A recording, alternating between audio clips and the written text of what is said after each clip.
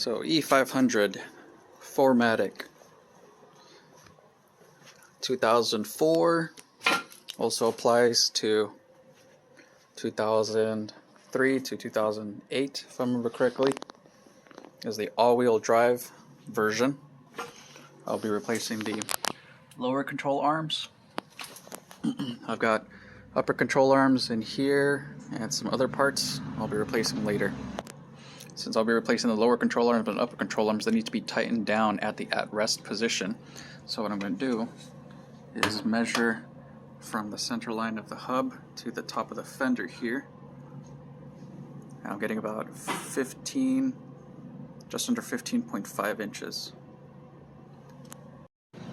So then I'll jack up the car. I've got a chalk in the black. I've already broken loose the front wheels. And then I've got my jack stand on that center support point down there. So now that I've got the vehicle up on jacks in the air, I need to disable the brake system and the air suspension system. And I've got this Foxwell NT510 Elite scan tool that allows me to do that. And it just plugs in via an OBD2 port down underneath here.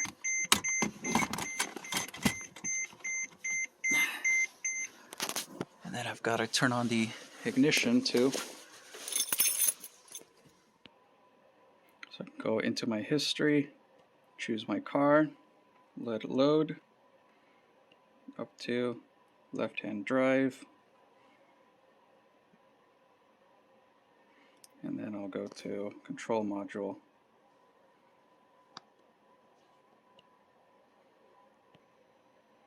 Go into chassis, and I've got to turn off my Sensotronic brake system. The car will flash saying that your brakes aren't working. You'll get an ESP malfunction light.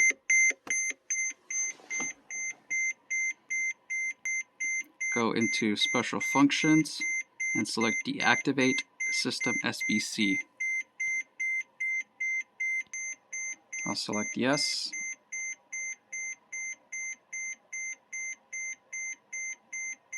Okay, and wait. And then once you're done with the SBC, we go back into chassis, we go down to suspension, and then we go to active test and release pressure in suspension strut for the airmatic. And I'm going to do both my left front and right front. And then it'll tell us our pressure at the top, what our height is, and it'll tell us the instructions on how to release pressure. And as I press my F1 button or 3 button, you'll see my pressure drop down and you'll hear the air suspension release.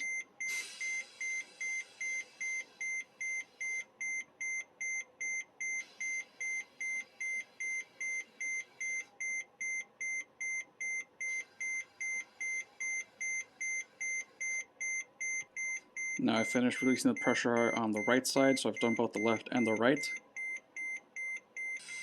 And I am also releasing the pressure in the central reservoir. So now I'll go ahead and take off my wheel the rest of the way off and stow it underneath the car. And then the wheel off and lug nuts or lug bolts stored under there and gets pushed under the car. And then I'll do the same for the others.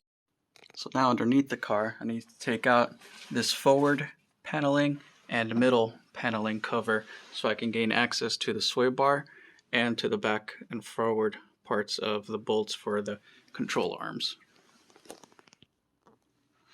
And these covers are held on by 8mm screws.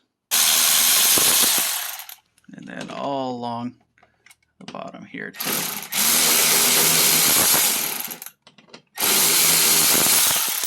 And then don't forget about these ones that are hidden in the wheel well.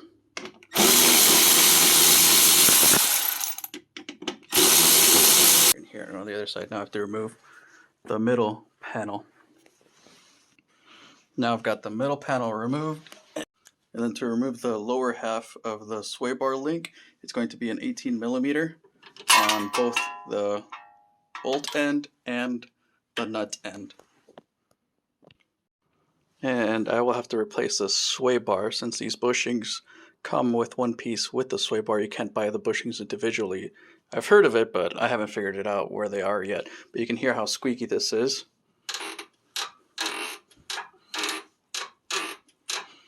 So I've been hearing this all the time when I've been driving.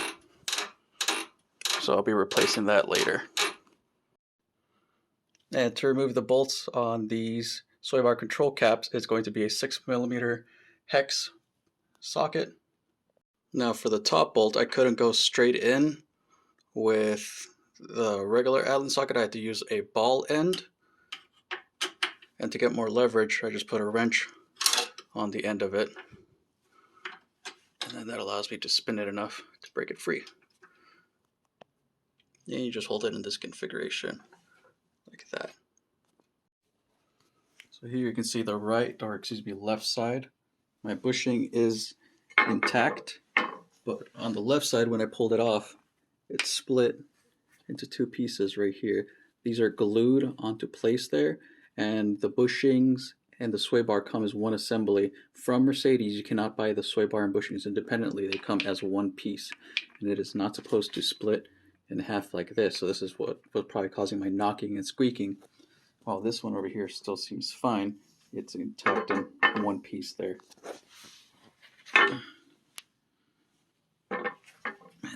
And you're going to want to remove the top end of it first on this ball joint. You want to make sure that you disconnect these lines and get them out of the way so they don't get caught and tangled when you remove this sway bar link. And they just slide right out through that notch.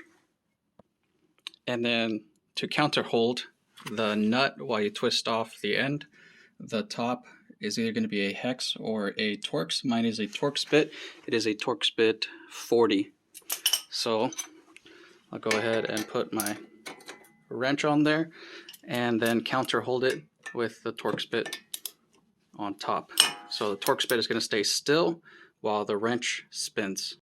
So the right side ball joint for the sway bar link is not coming off as easily, so I'm going to spray it with some penetrating oil. And do yourself a favor, just spray down any bolts that you're going to be removing later on.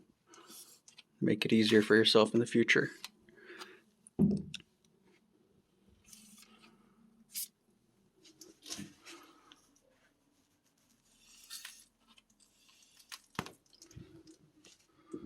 Then I lowered my nut till it's in line with the top of the bolt there, and then give it a little tap with my hammer.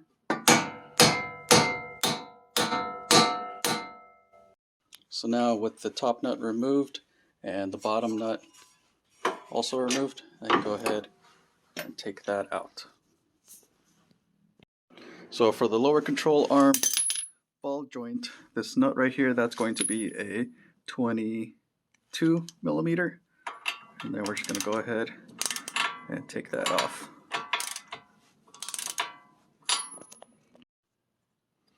So now we're going to take off the top nut here that holds on the lower ball joint, and that is a size 21mm.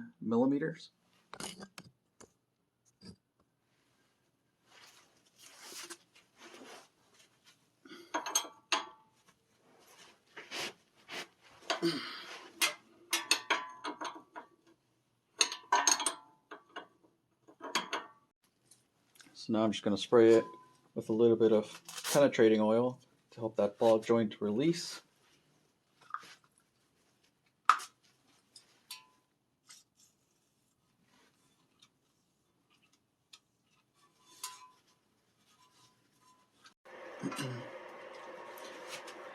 Alright, so I rented this ball joint separator from the local auto parts store to remove this ball joint connecting the lower control arm to the spindle. So just get it into place, give it a little tap there. Okay, I'll tighten it down.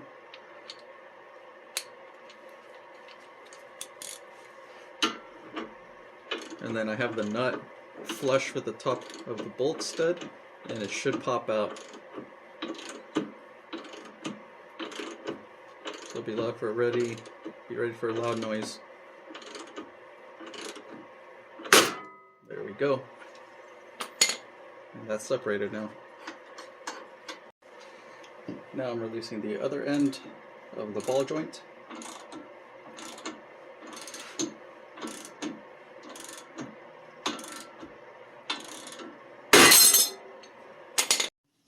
And now for the front half of the lower control arm. On the front side nut, that is a 22 millimeter, and the back side bolt head, that is a 21 millimeter. So make sure to counter hold the bolt head while you tie or loosen up the nut side.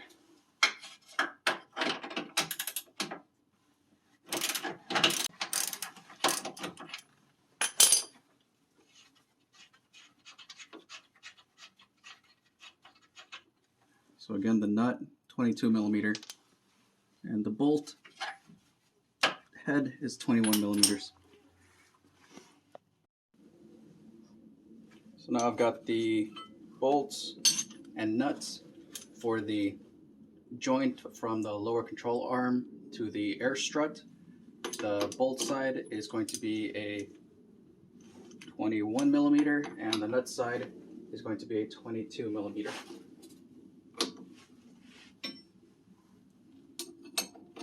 Or excuse me, actually 21 millimeter.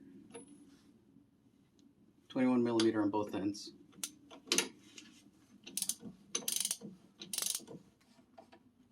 So the nut is on the rear facing side of the car, and the nut is a 21 millimeter. There we go. Now I could finish taking off the nuts and bolts holding the inner side of the lower control arm. There is a washer on the nut side.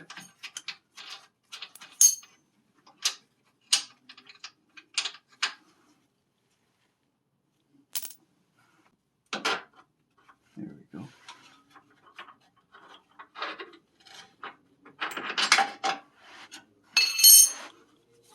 And there is also a washer on the bolt head side.